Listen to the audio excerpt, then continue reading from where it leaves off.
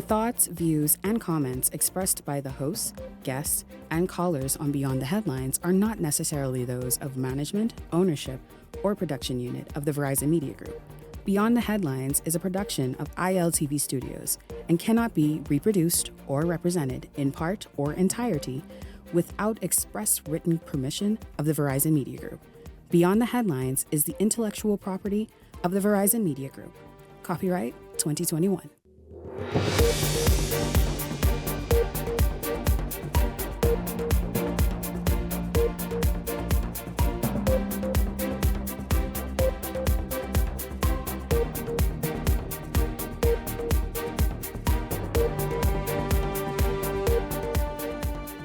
Coming up tonight, Trump's immigration policy now impacting the Bahamas. A Bahamian woman living in the United States illegally for 10 years was arrested at the airport and set to be deported. It has many of you talking tonight. Also tonight, a follow-up from Wednesday's discussion on foreigners occupying managerial positions while Bahamians slave away at the menial jobs. Well, many of you reached out following that discussion. I have an update for you. Also tonight, the SBDC is reaching and eyeing another group to bring economic empowerment to them. We tell you which group that is and what's planned. And then later, H.O. Nash leading the way in addressing food security in the Bahamas. We speak with the head of that program. It's all straight ahead for you this evening. This is Beyond the Headlines, Week in Review Fridays. Good evening. I'm Shanique Miller. It's great to have you along this evening. Well, you all have seen it. I mean, it's gone viral everywhere. I've received it several times. A Bahamian woman has been arrested at the Fort Lauderdale International Airport after TSA agents had issues scanning her identification card. The woman now sits in jail awaiting deportation. Take a look, and then we come and discuss. A woman who overstayed her visa is now in jail nearly 400 miles away. She says she was detained after going through TSA at Fort Lauderdale Hollywood International Airport. And that's where we find local 10's Janine Sandwood live with this story. Janine. Louis, this is part of the national immigration crackdown. Even people without criminal records are subject to deportation. And this family says they want to fight that. We were homeless in the Bahamas, and then we came here. James Walkeen admits he and partner Lashar Smith overstayed their visas more than a decade ago when they came here from the Bahamas looking for a better life. But Tuesday, they never imagined she would be arrested at Fort Lauderdale Hollywood International Airport, they say by ICE agents. She went through TSA. They was giving her a hard time with her ID, and they were saying that it wasn't scanning. The Broward Sheriff's Office was called, he says. She was then taken into custody. Immigration stepped in, and they determined that she has no criminal record, but because they determined that she's an overstay, they took her in. An inmate of Baker County Jail. For account approval, press 1 to accept. While we were there, Lashar called from jail. I miss you too, Princess. Oh, yeah, come home. She says she was moved to a detention facility in Baker County, 5 hours away. A lot of people that were birthed here, that worked here, don't understand what immigration or immigrants have to go through. But under law, if someone overstays their visa, they are here illegally and subject to deportation. The new administration has made that clear. Joaquin tells us they've tried to get their papers. It didn't happen soon enough. A lot of red tape and confusion. It got to the point where I had to get my 24-year-old daughter to refile again for me. I've been here since I was 8, back and forth to the Bahamas. This country is all I know. I can't hate it. Thank you very much, Justin. Back here now, back out live. Quite interesting. You know, there's a lot that's going on immigration-wise, not just in the United States. I saw a video, and Justin and I discussed it just before we came on air, about what Great Britain is doing. Same exact thing. Yeah. Countries around the world are tired of illegal immigrants, or even those, I'll get to you all in a minute, illegal immigrants, or even those who have been naturalized, but still being a burden on their societies. Great Britain, just today, the news reports talking about that. They are having a very tough time with that, and they, like the United States, well, they want to see their elected officials take a similar sort of stance that the Trump administration is taking. But it's everywhere. It's in various European nations, some South America. It is happening everywhere that people are saying, people are saying enough. I don't care if they purple. Yeah, people are saying enough. People are saying, no. Us taxpayers are tired of carrying the bag for you. Well, I'm going to see exactly what the panelists think about that. You know, we've been talking about just Wednesday evening, we talked about illegal immigration. We talked about persons on work permits coming in and being bosses of Bahamians who are deserving of the opportunity and qualified to sit in the position. But I'm going to get their thoughts this evening. Welcome to Beyond the Headlines. Our contributors Leslie Miller and Michael Turnquest. Gentlemen, good evening to both of you. Good evening, Shanique. Good evening, Bahamas. Good evening, Shanique. And good evening, Bahamas. Pleasure to be back. It's good to have you back, Michael. I want to know. I can talk today. But I'm coming to you first because okay, Leslie not often give you. Yeah. I want to know your thoughts, Michael, on that story that we saw. Here's a gentleman who was with his partner who says, "Listen, the U.S. is all he knows. You know, they've been there 10 years. They've been there 10 years illegally, so flying up and down. By the way, just before you step in, Michael, I want to say, if you think the Trump administration is more pronounced with its efforts here, but the Obama administration is known to have repatriated repatriated more illegal immigrants and everybody else than any other U.S. president in the history of U.S. presidency. And so this is what it is. It's just that this administration, like I said, several countries around the world are now saying, hold up. This is too much in our economy. Shanique, you know, the truth of the matter is, how can the law is the law? You know, you can't, we sit here in the Bahamas and we're wishing that our governments will enforce our law, ensure that persons, you know, stop coming, and if they do come in illegally, we send them back. You know, we've been sending persons back in humane, in humane fashion, not inhumane. They come here by boats, you know, they come here by $200-300 on a boat, and it costs us millions of dollars to send them back. But we wish it'll happen more frequently and things will happen. So I don't see how is it, and for some reason, it finds me, why would Bahamians leave this lovely 21/7, you know, where everybody want to be, to go into the U.S. to be a part of the hustle and bustle that they go through every day, and you see what they're going through just across the line.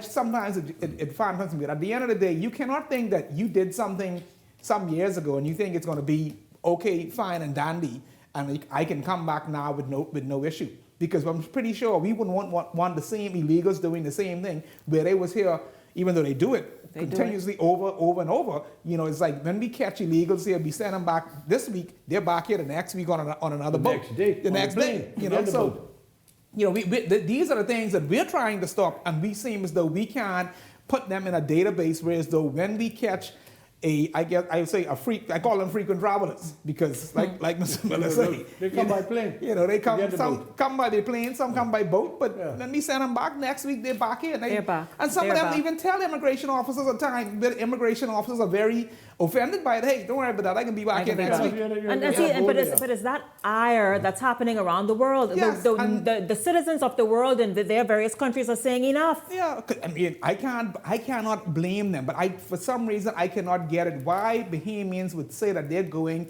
abroad to seek a better life. When you become a number there, at least here you can get a plate. Someone can feed you. Someone can do something for you. Over there, poor people drive past you like, you know, like they don't know you at all. You know, so it's unfortunate. You know, it's really interesting that those Bahamians, this lady was caught at Fort Lauderdale International Airport. Yeah. And will be now sent back to the Bahamas. But what gets me is the gentleman said that America's the only place, you know, this guy's in his 40s, right? Because he's I don't know where the hell he'd been. He'd been there for 10 years. So I don't know where he was living before he went there. But you are Bahamian, my brother. Yes. And you can't stay in the United States for 10 years and you're saying that it was taking too long to get your green card, right? But, you know, that's the way it is. And you all, the government that they elected in the United States is cleaning house. And if you all think they were going to decipher us from anybody else, most people of color are the ones who they're getting rid of first. No, they thought the Mexicans, all the South Americans. They really thought that the Bahamas would have. They'd say, no, Bahamians, you're okay. But how you can go on a B1, B2 visa? You just another brother. Yeah, and you think you go over there and apply for and just sit there. Yeah. Because by the year 2050, there will be more people of color in America than whites, and Americans not going to let that happen. Well, that even so There's much. Not let it that happen. even so much the point. I think it's the fact that they are tired of being burdened like anybody else. They've carried the burden for many years or decades. They figure. But the point is, we could say we need it as well. Why are we satisfied with our people here? If you look at it from inception, you know, the the labor, the foreign labor has built America. It has. Miami But, was built. but they're saying look at, basically. listen, cheap But they labor. wanted to be it's done. also, But they wanted to be done legally. legally. Yes. Cheap Come in. labor is also why Britain is now saddled with a ton of illegal immigrants from around the world. They are now saying, and I mean the UK, England, they are now saying, guess what? Okay, we may have needed that at some point, but enough. Yeah. But I tell people, the way the policy works, you should be a job description, whatever goes out in terms of you apply for a position, a job position goes out, you apply for it abroad.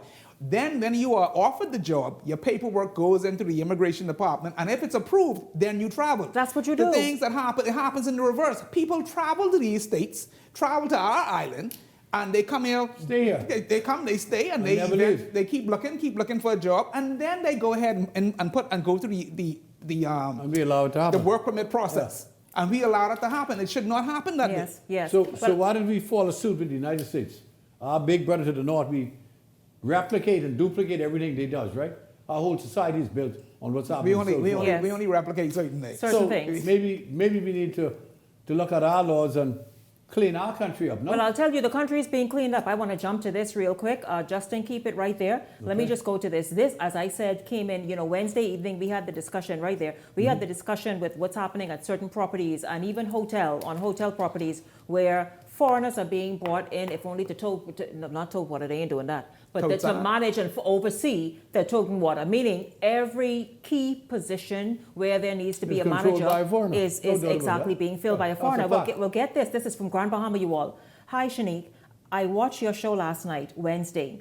Just wanted to salute our immigration department and officers and the labor board team in continuation with the office of the in conjunction with the office of the Prime Minister. They came and their presence was felt.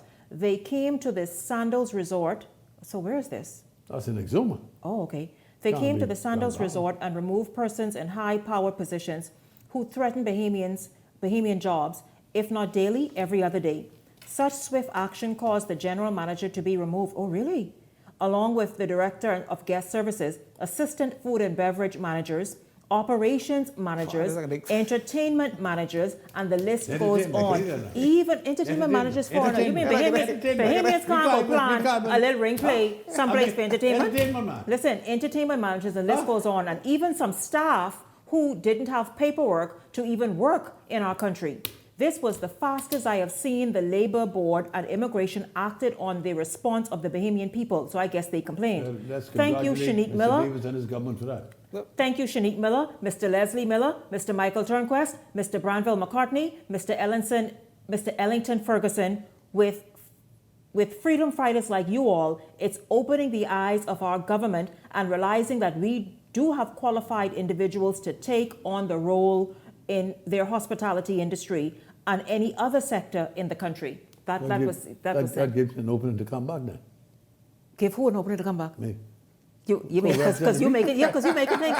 Leslie, I'm going to go to immigration. Leslie, yes. No, Leslie, you need to. I think Michael, what you say? I think Leslie needs to run again and go be Minister of Immigration. I don't hear him say at least but 5 times, and I keep asking him, but he tells me no. But then I hear a little. I believe Leslie working to come back because he on the streets every weekend, every single weekend, all days. Leslie, I'm just trying to find the best constituent, yeah. I would wish to have the board case. Leslie, you know what we're going to do? We're going to run a poll and see if we people. can do that. We can run a poll and see if people want you. If the people of the Bahamas want you back. What y'all saying, y'all?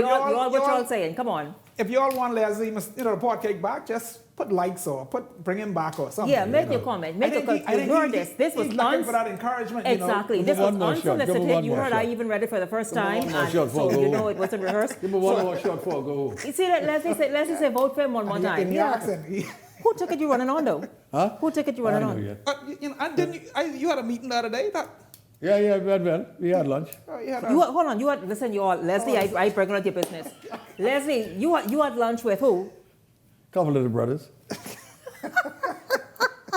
Listen, you all. Leslie, you remember the 2 people last week who had lunch? The 2 people we talked about? Apparently, Leslie joined them yesterday. Brothers, all right. They're my friends. He joined them yesterday. Maybe who knows? Maybe the podcast could be on a different ticket. The ticket, red. Oh, he's starting another third party. Or third party. Okay, but what y'all talk about? That orange in your pocket, eh? But listen. This our new color. Yeah, that's the new color. I know, orange. Yes, absolutely. They say all the parties, they have big arms. They welcome That's right. everybody. Everybody. You got the PLP, you got the F&M. I mean, or your own party, the orange party. I mean, do whatever is necessary. Are you joining the COI? But listen. Oh, by the way, I wanted to say, the COI. I can't do that. How you listen, I wanted to say. This lady right here got much more brain than that. Right here. I want to say, Leslie and Michael, that Secretary of State Marco Rubio will visit the Caribbean next week. That was announced yesterday. That was announced yesterday. So he plans on meeting with quite a number of regional leaders, and so we'll see exactly where that goes. But gentlemen, Prime Minister Davis addressing the economic and trade tensions as the United States government moves to implement 25% tariff sanctions for Chinese freight ships. Davis addressing these sanctions, stating that the government's continuous efforts to diversify our trade partnerships, reducing our dependence on the United States ports, is now a focus. As I've been speaking about how we diversify the source of where we get our products from. So if those ships go into the United States, that is where the tariff will be, or the fee or charge will be laid on the ship that goes in the United States. And if it goes in the United States, and if it comes back here, those products that is carried there and comes back here, of course. So our response to that is to continue our efforts to continue to diversify the source from which we get our products, and hopefully they could come direct to the Bahamas as opposed to going where it'll cost us much more. We have to always look at most of the Caribbean countries rely on external products. Most of our countries are consumptive in many ways, and hence anything that's happening externally that's going to impact them internally, they'll have to adjust. And so we look at each policy of the United States, see how it impacts us, and make the adjustments as necessary to ensure that we're looking after our people. Well, there you have it, gentlemen. We saw, of course, we're speaking of tariffs, but we know what an increase in shipping can do to business and to business owners who import in this nation. We saw that during COVID, after COVID. So imagine that imagine that additional cost. The Prime Minister rightly says, and he must be very focused and serious about it, having to shift the focus on how the channels in which we go through to bring in goods. You know, Shanique, you've seen a lot of the shipping companies. I think Tropical, for one, they've already sent out, notices in terms of, if this does happen, of course, they'll be astronomical in terms of fees, in terms of in terms of shipping costs, etc. But, we need, as a country, we need to start figuring out how do we grow whether it be manufacturing, whether it be, how do we diversify economy? Import substitutionalities. In terms of, there's a lot of persons interested in manufacturing, but how do we subsidize, whether it be, the equipment, whether it be, how do we lessen that burden of the startup costs to allow us to focus right here on our local industry and buy local, because at the government ministries and corporations to do so. Yes, there's a lot, I think there's a lot of small items that we continuously import that we can then there has to be a shift in policy. The same way every nation is now saying, hold up, let's look within and let's see what we have. Well, then the Bahamas needs to say, buy Bahamian, support Bahamian, make Bahamas great again. If you look at Donald Trump, what he's doing, that's what he's doing. He's basically saying, we're not going to import. If you can set up shop here. Yes. And we'll buy here, but at the end of the day, it creates jobs. It creates, whoever might be setting up shop, but you are setting it up here in America. The same thing we need to do here. Hey, we welcome you, but you can set up shops. We'll manufacture here, and we'll buy that from here. Absolutely. What is so egregious about this position that the United States has taken? Do you realize this added cost on shipping is to say that if a Chinese boat built in China, that you bought from China, enter their ports, they got to pay $1 million. What type of? Think about it. It's ridiculous. On the one hand, you're importing stuff from China. You got Musk and his cars and everything else, but because I bought a ship from China, my ship will pay $1 million every time. What the hell is going on in this world? It's a real, I mean, Think about it's it. a trade war. It's what, That's what's happening. It's going to create, I mean, it's A ship it's you bought creating- is like you buying a car from China, and you take your car to Miami, and they say you'll pay $50 a day for driving a Chinese car in Florida. That's what it's tantamount to. This is so ridiculous and so far out. Yeah. I that mean, the world has to come together as one and stop this foolishness, man. Because no one should have that authority. Say, I build a ship. Do you know how many ships in America built in China? But very What the hell true, is this? of But you know course. what But all when this- you in the position to flex your muscle like that in order to bring business Might to is you, right. to bring Might is business to right. you, that's what you do. Huh? Especially when that's what you Think about campaigned on, and that's what your people lobbied for and But expect. you order a ship. but it's what kills me about sometimes with the U.S. is that, you know, it's this big thing against China. Then a lot of their debt is Right, it's owed to China. It's owed to China. You Exactly. look- Over $1 trillion. Yeah, and when you look at Over a trillion. most of New York City, where Americans love to go and They'll everyone like to bankrupt. go, If China was to it's pull them Chinese, up, it's Chinese owned. They'll go bankrupt. But the man is saying if you purchase a ship, take it out now, that's carrying goods all around the world from China, and you come to our ports in the United States, you're going to be fined $1 million for every port. Again, this trade war, we stand. We just hope that the Caribbean, with its meeting, first of all, the meeting a couple of weeks ago with those representatives from Congress, Marco Rubio next week, that and then Fred Mitchell today is stating that the Bahamas is going to have a meeting with the United States to sort of state our position and put our position on the table. I hope we all speak up in our favor. That's all. But hold on. But to this day, the leader of opposition says nothing on these matters. Said he's talking about the police in Freeport who live in free for the last 20 years. When is he going to step to the plate and defend Bahamians? If you want to be our prime minister, your voice got to be heard, man, on important matters that affect our lives.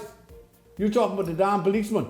What about the crushing blow, economic blow is going to reverberate through our economy if this was to take place? But you're talking about 20 policemen.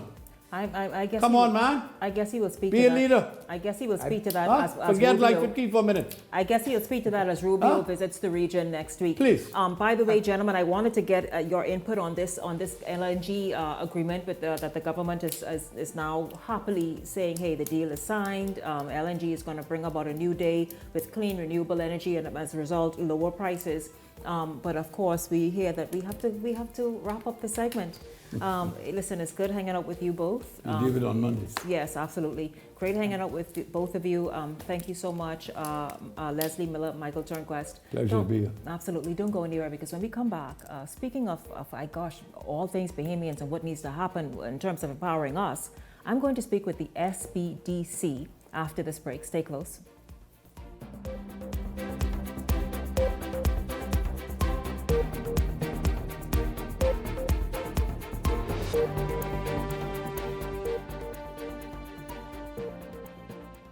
For over half a century, we've been more than just an airline.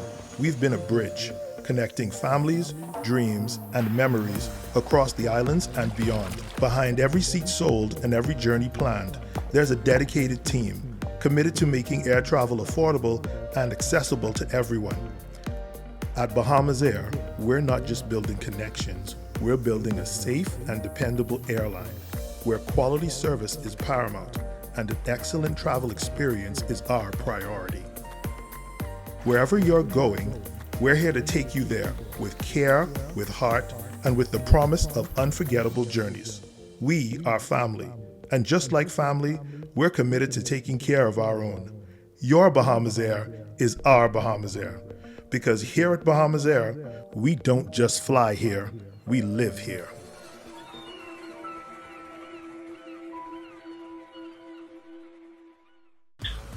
What? You don't know what TDC is? Tourism Development Corporation? You mean the Ministry of Tourism? No, that ain't the same thing, buddy. The Tourism Development Corporation helps develop and grow Bahamian businesses in the tourism industry. You hear what I say, buddy?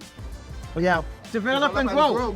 You don't know what all the things saying do? What does do? Hey, check the website, boy. Start your journey to ownership of our #1 industry today. Log on to tdcbahamas.com. Who are the boss? just for dancer. International events and production, Alive, Bahamas Air, Everybody Wins Live, and Field of Vibes Bahamas Weekend presents the Evolution Concert on Saturday, March 29th at Clifford Park, featuring Vibes Cartel and Friends. Bahamas, Nassau, where is Saturday the 29th of March? It's one of the biggest events to hit the shores of Nassau, Bahamas. Get ready for Addy the Teacher, the Dancehall King, aka the World Boss, Vibes Cartel. Real bad man, no muggle in a shot. Log into our official airline Bahamas Air for travel specials. It gets better. We're also giving away a brand new Cybertruck. And up to $50,000 in cash and prizes at the concert. Compliments of Everybody Wins Live. Log into our website, feelthevibesweekend.com. For tickets, tables, skyboxes, and more info. Visit Ticket Flair or email intlevents242@gmail.com. WhatsApp or call 1242-808-2369. I remember Cartel go did it. If you enjoy watching Beyond the Headlines, take advantage of our exclusive offers with 4 15-minute interview segments at $1,200 and 20 30-second TV ads at $2,000. Contact 557-0258 or 557-0259 for more information. Go beyond with Beyond the Headlines. This segment of Beyond the Headlines is brought to you by EV Motors. Drive the future with brand new 2024 electric vehicles. EV Motors, powering your journey.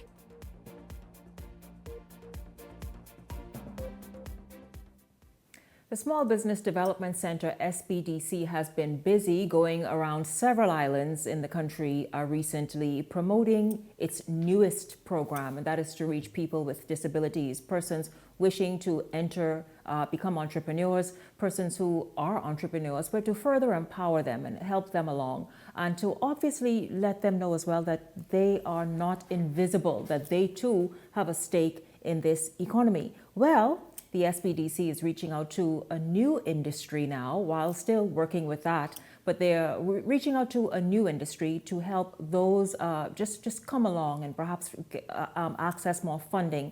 The fly fishing industry, you heard about that recently when we interviewed Prescott Smith in Andros. Well, the SBDC has zeroed in on fly fishing to help get Bahamians further empowered and positioned to take advantage of what is a very lucrative industry. I'm going to speak this evening with SBDC representatives. Welcome to Beyond the Headlines. It's good to have you here, joining me via Zoom. Hello to you and welcome to the show. Hello, thank you for having me. We're happy to be here. It's good to have you here. I'm not sure how many of you are there, but it's good to have you there as the voice of the SBDC in this show. You all were here recently. I want to say before we get started into your newest sort of focus, I want to say congratulations on what you have done and are doing for persons who are with disabilities. I've spoken with a handful of them already. I know that you all went to Eleuthera recently. Just earlier today, I spoke with one of the recipients who participated in your recent seminar here in New Providence, and she raved about how amazing it is, just how wonderful it is that she feels included, seen, and also was able to access funding. Talk about the success and the reception of that program. Yes, so we're very thankful that we had so many different entrepreneurs participate in that program. We're currently wrapping up, so we're reviewing the grants applications currently. But the success of the program, which included the training course, the masterclass, and then also our Enable Expo and Forum, it was amazing to see all of the different entrepreneurs and also business people who are interested in how they can support business owners with disabilities. It was just truly empowering, and we're looking forward to seeing the lasting impact of this program. It really is. Again, you are making great headway already in that. Just the responses that I've been getting and the fact that people are so excited and keen on what it is that you're doing. Let's talk about the shift to the fly fishing industry. It's a fly fishing initiative that's geared toward reaching those people who are in that niche fishing sector. Let's talk about that. Why fly fishing now? So through the research that we've done and learned from our partners in this program, we've learned that the fly fishing industry over the years has had a phenomenal impact on the economy, not only financially, but also through the creation of jobs, right? And we're also very excited to see we want to see rather more Bahamians partaking in this industry. And that's why we felt it was imperative for us to launch this initiative now so that we can encourage more Bahamians to participate within the coming years. Really, really awesome. Now, what are some specific training and resources available now to persons through the SBDC's Fly Fishing Initiative? Sure. So when this program launches next week, we will start off with the Business Blueprint Training course. And that's our 5-week self-paced virtual training course. So this is something that we host through all of our programs. And it covers topics like problem solving, building relationships with your customers, how to sustain your business, and then upgrading your digital marketing skills. So that's the training that we will be offering. But also through this initiative, we will be hosting a mentorship program in partnership with the Bahamas Fly Fishing Industry Association's Regional Learning Network. So we're looking forward to those mentors being able to give hands-on guidance to existing and up-and-coming entrepreneurs in the fly fishing industry to give them tips that they wouldn't be able to get somewhere else. Yes, and you're obviously reaching out and speaking with fly fishermen nationwide, especially in those hubs where fly fishing is known to be the key thing that drives economies, like Andros, for example. Yes, we are. So all of the entrepreneurs and people that are fly fishermen throughout the Family Islands, they are welcome to apply for this program. The application actually closes this evening. This is good. I know they know before now, though. But listen, how does the grant component support both new and experienced fly fishing entrepreneurs in the Bahamas? Yes. So this is our first program where we've done this type of 2-tiered approach for our grant program. So the first tier is at the foundational level. So this is for more so focusing on capacity building. So we're offering up to $5,000 in grants, and this covers the cost of the National Flats Fishing Guides program. So this is through BAMSI in New Providence and also Andros. So the funding that the entrepreneurs would receive would not only cover the cost of that certification, it would also cover for any entrepreneurs on the Family Islands. It would cover their lodging and also their transport or their flights to New Providence or Andros for that training. And then secondly, we have the advanced level. This is for individuals who've already received their certifications, and this is for up to $40,000 in grant funding. So this will cover new equipment, supplies, marketing, and then this is not only for the fly fishing guides, but also for those that own lodges as well. Oh, really, really awesome. Again, that's, it's a lucrative industry. As a reporter, I covered it quite a number of times, and even recently spoke with a fly fisherman about just what the opportunities are there that many Bahamians aren't taking advantage of, aren't a part of. And it's good to see that you are trying to equip, through this initiative, equip more fly fishermen, more Bahamians who are guides, to step up into various other aspects of ownership of the industry. That's really awesome. Now, I know you said the deadline for application is this evening, but how can persons still apply and get in? Yes. So for information about the program and also to sign up, they can visit our website, sbdcbahamas.com. And then we also have more information on our social media channels as well, which are also SBDC Bahamas. But if they want an immediate response, they can always give us a call at 461-7232 or email us at helpdesk@sbdcbahamas.com. So we're everywhere because we want to be able to reach as many entrepreneurs as we can and get as much participation as we can for this program. Well, that's really awesome. Alexia, I'd like for you to just give persons an idea of how they can get further information or if they're interested, not sure what to do, how to go about it. They've been tinkering around for quite a number of years. How do they get involved? Are you meaning getting involved with the SBDC or no, for with the fly fishing initiative? with your fly fishing initiative?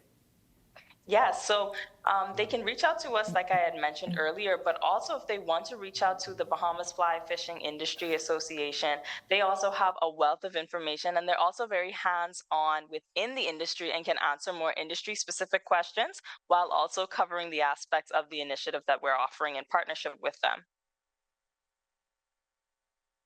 People an opportunity just to understand what it is that SBDC is about, what it does.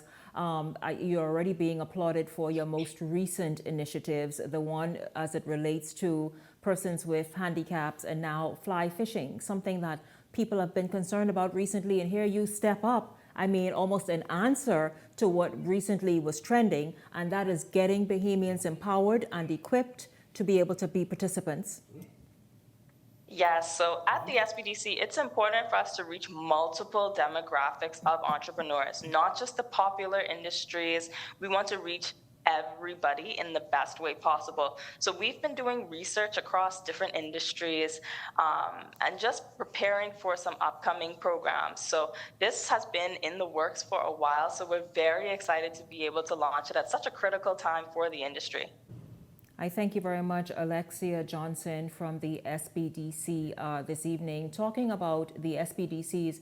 You know, they have been so just front and center recently with so many empowerment initiatives that they are reaching, and then they're singling out various communities just to get them equipped with what they need, whether it's training, whether it's funding, whether obviously it's mentorship, whatever it could be. This is exactly what you all have been doing. And Alexia, excellent work. I say that because I see myself firsthand the difference it's making in persons' lives.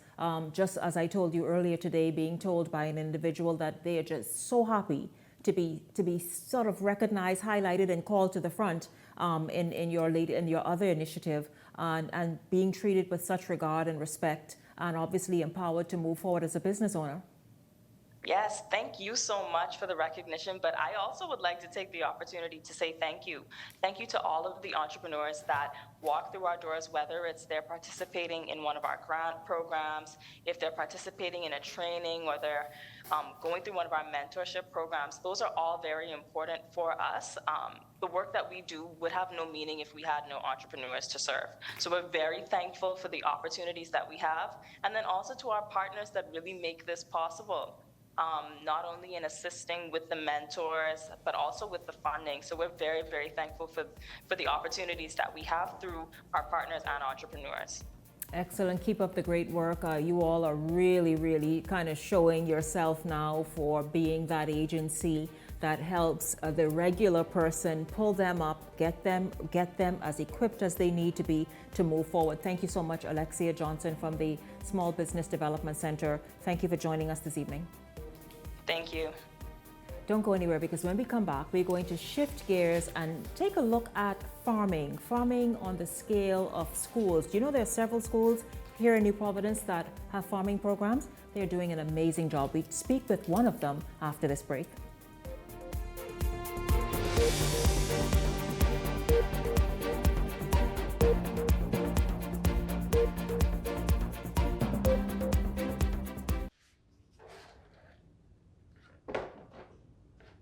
Do you ever just want more? But wait, there's Marco's! Introducing the More Marco's menu, packed with your favorites starting at just $6. Like our warm, golden baked cheesy bread, crispy stuffed rizzoli. How about a hot, fresh, medium one-topping pizza, subs, calzones, pizza bowls, and more. Starting at just $6. Certain restrictions apply. More variety, more value, more Marco's! Order today at Marco's Pizza, Bahamas. The internet isn't just for surfing. There's a sea of shoppers buying online, and you can connect with them on Tingsy. Tingsy is the SBDC's online storefront built for Bahamians. Take your business to the next level by selling to customers online, both at home and around the world. People want Bahamian things, and if you got things to sell, sell on Tingsy. Find out how you can connect with a sea of buyers by visiting tingsybahamas.com. Need a new car for your business? Well, EV Motors and the Bahamas Development Bank have some news for you. At the Bahamas Development Bank, we are committed to promoting Bahamian businesses and entrepreneurs. With our green lending program, businesses are able to access up to 100% financing to purchase electric vehicles for commercial and fleet use. We are so excited to partner with EV Motors for this initiative to encourage and empower business owners to drive green. If you haven't visited our dealership on Tonic Williams Darling Highway as yet, we have a wide variety of brand new EVs from some of your favorite brands, like Toyota, BYD, and Mercedes-Benz. As the official distributor of Kerry commercial vehicles, we offer a selection of high-performance commercial EVs. Currently, you can purchase the Kerry Cargo Van and the Kerry Elephant Truck, and soon, flatbeds and box trucks for all your business needs. To access up to 100% financing to purchase an EV for your business, you will need to provide us with a few documents: the business plan or executive summary, business license, historical financials, relevant KYC documents, and the vehicle and insurance quote. With an interest rate of 6.75% and a repayment period of up to 8 years, you don't want to miss this fantastic opportunity. To apply, visit our website today at bahamasdevelopmentbank.com or give us a call at 702-5700. So you want a space, but not just any space. You need something with a little more potential. So how about 1,000 square feet of room to play with? Superb audio and video production capability, digital LED wall, full lighting grid, and about 124 seats to accommodate a full studio audience with so many other features. Make us your home for your next concert, conference, and so much more. Honestly, the possibilities are endless. Here at ILTV Studios, we'd love to bring your next event to life. So what do you say? Do you want our space?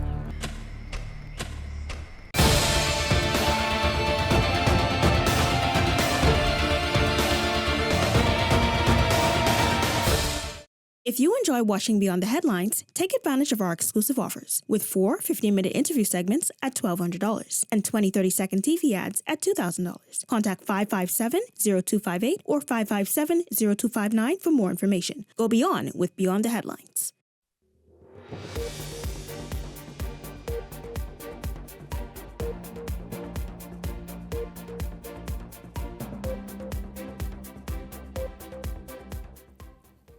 Welcome back to Beyond the Headlines. Well, farming and backyard farming has taken off tremendously. The Ministry of Agriculture has been pushing really very, very hard since a few years now to have various groups armed with the backyard farming kits to begin growing our own food and understanding that. And that is because the Bahamas and the region are vulnerable when it comes to food security.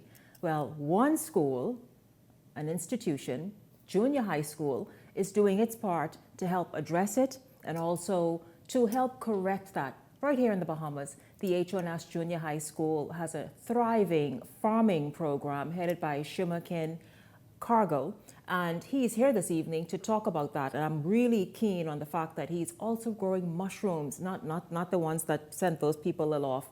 If you all remember the ending of last year, no, not those. Mushrooms, good, healthy mushrooms that you can saute and do a lot with, but also the health values of mushrooms. I'm intrigued by that. I'm happy to have him here this evening because his focus, besides putting H.O. Nash on the map locally for growing food and for farming in various aspects, is to address food security and how Bahamians come to understand and appreciate that term right there that is so popular, but do we really understand it? Welcome to Beyond the Headlines, Shomakin. Yeah, thanks. It's good to have you here. Yeah, appreciate you having me here. Thank you very much. Let's talk about what it is that you do. We heard there's this push towards getting Bahamians to understand the importance of growing our own food, of eating locally, but the health of it all. Food security is really something that you focus on as you lead H.O. Nash's farming program. Talk about that and how you kind of share that information with your students and the wider community. Okay, so in terms of the educational program at H.O. Nash, it's been going on for decades. I actually went to school at H.O. Nash and I replaced my teacher when he retired. And it's a mixed animals and crops program, and we target. So you all have livestock as well? Yeah, currently we are transitioning, but for the most part we do sheep, goat. We have had cattle. We do both broilers and layers, meat production. So we do a mixture of the two. And we focus grades 7 and 9. Layers have been like the headline in recent time. H.O. Nash has layers? Yes, no. At one point we had 1,000 layers at H.O. Nash, and now thanks to the National Layer Program, we're actually restarting the program. By the way, you all, your eggs brown, by the way, because we gonna have to know what's up. Yeah. He's talking about eggs. You know, that is a big commodity because, believe it or not, there's still an egg shortage in the United States. As a result, you are seeing what you're seeing on the shelves in the food stores, just limited egg supply. And here you have it. H1Ash has a limited program, but is now expanding that program because of, I guess, an injection recently. Yeah, we're getting a donation as a part of the National Layer Program in conjunction with the Golden Yolk Program. Yeah. We are getting some adult laying birds actually next week. Well, thank you for sharing that because we didn't know what the Golden Yolk Program was doing, but obviously they are reaching out to independent farming communities to have them empowered to be a part of that Golden Yolk Program. So that's good to hear that. But let's talk about what you are extremely passionate about, and that is food security. We know the importance of that. At a recent CARICOM joint meeting, that was highlighted about the fact that the region is vulnerable now when it comes to food security. Yeah, no, okay. So essentially, one of the main components or things we have to assess is the fact that there's very limited individuals involved in the agricultural sector in the Bahamas.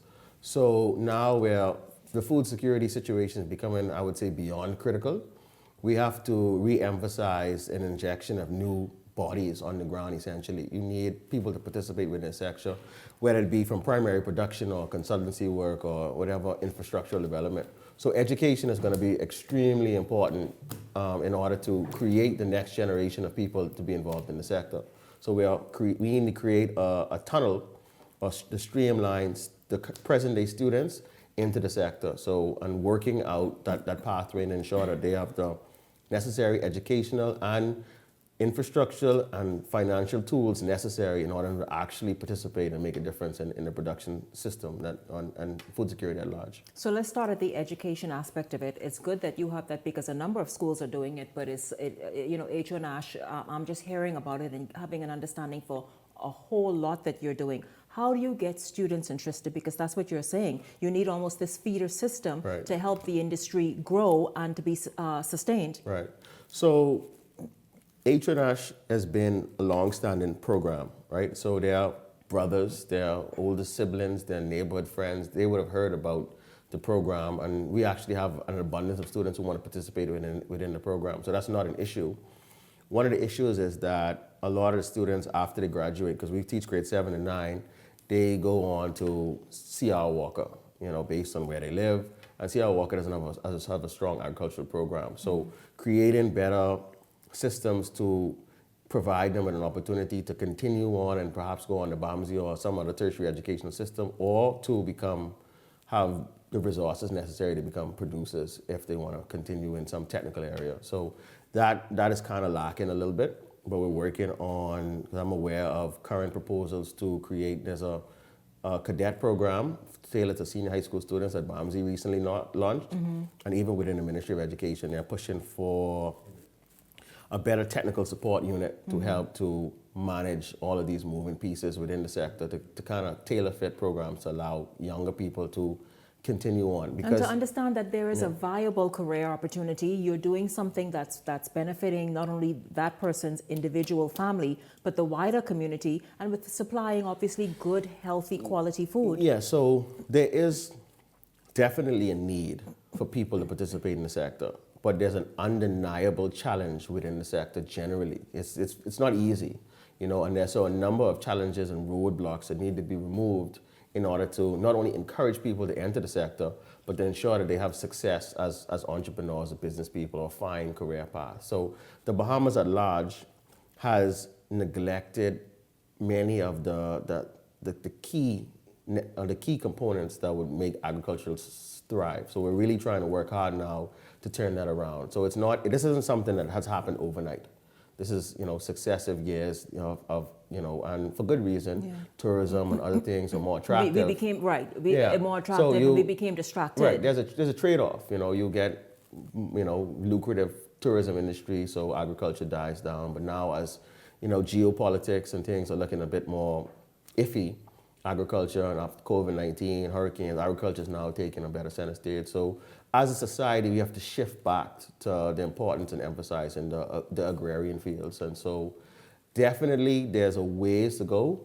And I would venture to say that it's impossible to continue as usual. Yeah. We are in a very... And we must start now, we because are- You cannot wait until things get much, worse globally. So we really, as a Bahamas now, we recognize them. Everything that's nationally, we recognize the importance, and even on a household level, people are starting to Yeah, they are. demand, and now these are the support of the people. We're starting to see some momentum building, and Now, people are very interested Yeah. because they want to know now, and rightly so, how their food is grown.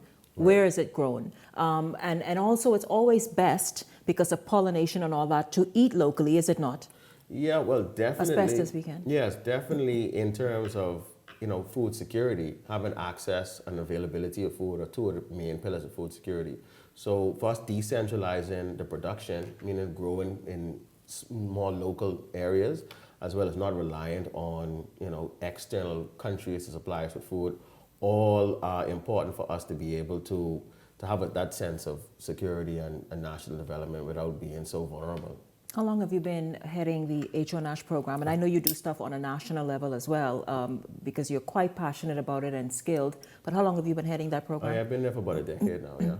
Wow, amazing. Let's talk about what it is that you grow, and then how you harvest it, and do you take it to market? Yeah, so we grow generally a wide variety of vegetable crops, broccoli, lettuce. We have several shade houses. And we do tomatoes, cabbage, all regular vegetable crops, as well as we do mutton production, we do egg production like you mentioned earlier, we do broiler chickens for meat. So basically a little of everything. Really awesome, and it's good. Again, and obviously I don't know what constitutes organic, but you do it as healthy as possible. Yeah, organic. so we use mostly manures and compost in our product, because it's organic, and also it's available, it's free for us, it's there, so we incorporate it back into the soil. So, and that's a big part of what we aim to do at NASH, is that provide healthy vegetable options in an inner city context, because obviously as a government school, majority of our students live in the inner city, and seeing a lot of that scale of production, or having access to that level of, or that interaction with animals, for example, that's not something very common. So providing that outlet, providing that exposure, especially at that age, is extremely important, like a pillar of our program. And so we have really good support from the parents, from the community, from the neighboring areas. Yeah. So we're really hoping to continue and to serve the community and expand in that direction. That's good. Now, many Bahamians, including myself, are quite surprised to learn what can actually grow in the Bahamas. Blueberries and all that, can they actually? Yeah, they can grow in the Bahamas. They can grow. I know that you are keen on mushrooms. Yeah. So in my private business, I'm CEO and owner of Well Mother Fungus. I have me and my partner, Ms. Bethel. We work on producing gourmet mushrooms. So as a part of solving the challenges of young producers, meaning that in a lot of agriculture requires some level of capital to start up. Mushrooms was one of those products that required a smaller initial capital investment while providing per square foot high returns. So we focus on shiitake mushrooms, lion's mane mushrooms, and several types of gourmet oyster mushrooms, blue and pink, yellow, gold mushrooms and stuff like that. So far, it's been well received. A lot of the chefs, and we do a lot of farmers markets, and there's a strong interaction with people who are trying to, for various reasons, to eat less meat. Mushrooms we grow are very good meat replacements. And so we would have done several summer programs where the students would have done some mushroom production, as well as at some of my grade 9s at school, we would go over and we grew some mushrooms at HONASH as well. And I actually started my business teaching kids at HONASH about it, and that led on to eventually turn it into a side company. Awesome. I always like to bring everything back to health. Yeah. Let everyone know the importance of eating exactly as you described, with all the vegetables you produce, the cabbage, the tomatoes, the broccoli, and all the stuff, and other things. How important is it for us to even begin going back to that, that style of eating? Definitely it's very important, and I'll explain why. When we talk about food security, oftentimes we only focus in on import substitution, just the capacity to grow things here that we bring from somewhere else. But food security is much broader than that. So a part of it is a big concept of food security, sustainable growth and nutrition. So as globally as the interest is just growing as much and as cheaply as possible, the overuse of chemical pesticides and those things have led to high levels of residues, depending on where you're getting the produce from. We're clearly starting to see the effects of that in people. There's tons of studies showing that residuals of herbicides and pesticides are leading to cancer and endocrine disorders and all of those things that we are experiencing now here in the Bahamas with. I think about 70% of all deaths in the Bahamas are attributed to non-communicable diseases. So the importance of not only producing our food locally from an economic standpoint and a survival standpoint, but also to improve livelihoods, which is a core tenet of food security generally. We need to be able to ensure that the food we produce is healthy enough or is healing, has curative properties, so that, which is supposed to, as well as nutritional benefits, so that we can now have a better quality of life for all walks of life in the Bahamas, not just those who could afford the fresh market organics, but also, you know, the neighborhood people as well. Absolutely, very important. I obviously want to have you back some more because you need to become sort of like a staple and a very regular face, because we need to be pulled into what it is that you're doing at HO Nash in terms of supporting it. By the way, how can people get in touch with you too? Because when do you all go to farmers markets and all that? You said that. Yeah, but we sell a lot of times after school right at the security gate, and they're pretty open to allowing people just to come to the farm. So you say you're going to the farm, so you just come to HO Nash or call the school and just say you're looking for Mr. Cargill, and you know you're free to shop with us any day of the week. Yeah. Awesome, awesome. Listen, let's eat healthy, Bahamas. Let's kind of get into that. Locally grown and produced and harvested, better for us. Thank you very much. Looking forward to having a follow-up conversation with you. Thank you so much for having me, man. My pleasure, my pleasure. I want to thank all of you for tuning in this week and hanging out all week long. We certainly enjoyed having you along and look forward to seeing you right back here on Monday evening. For the entire Beyond the Headlines team, I'm Shanique Miller. Make it a blessed weekend, everyone.